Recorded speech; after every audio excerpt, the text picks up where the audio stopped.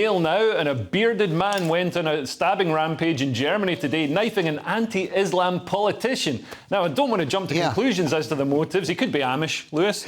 Yeah, well, this is good news. A knife man stabbed a well-known Islam critic and police officers, and then he stabbed the police officer and several bystanders, but they jumped on, who did they jump on? They jumped on one of the police came and jumped on one of the victims. This is insane in the video. This guy's trying to stop the stabber, and the police turn up and see the guy trying to stop the guy who's stabbing people and jump on the guy trying to stop him stabbing people. I don't know if he'd just been on diversity training and thought, oh, there's a gammon. But the good news is that this guy's been shot dead. So it might affect maybe one other person who'd be willing, not this guy, but the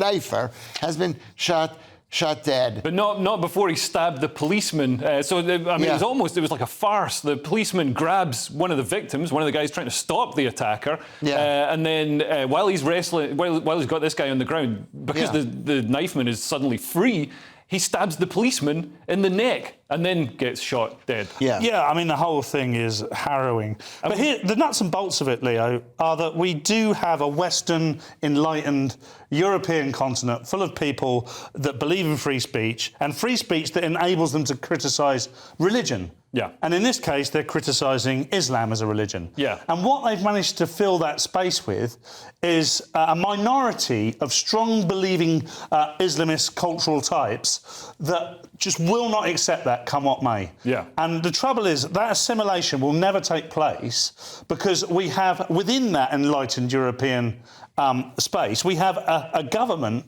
the EU, that is on the side of the minority. Yeah. So they're not on the side of enlightenment, they're not on the side of free speech, and because of that, they've got their eyes firmly shut. And we've just got this perfect storm where this is going to keep happening. Well, we're seeing a lot of attacks on the AfD, the right-wing party in Germany that wants to, clamp down on immigration and the Islamification of Germany. And, this is exactly the sort of thing they warn about. And yet, here are their supporters or their people getting stabbed by what's apparently an Islamist. So it kind of corroborates what they've been saying. But the state is still trying to ban the AfD. They've got politicians from the AfD being prosecuted for pretty spurious charges as well, just like Trump. So this might be a sort of headline event that makes people sit up and take note. Well, I don't think it will, because we've made it a politicised right versus left movement, and it's not. Yeah. I mean, if you're on the left of politics, if you say you're on the left of politics and you support this and just call it lone wolf or mental health...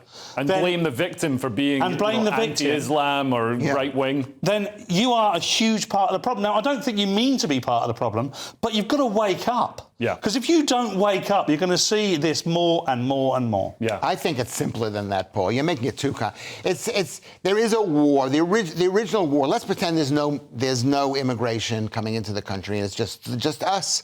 It's a war against Team World is a communistic world, and the other side of it is like Go Germany is more like what we kind of believe in, like the nation, and that's the battle that's going on. In the meantime, up comes from the south comes the Islamists, and the Team World doesn't know what to do with it. Yeah.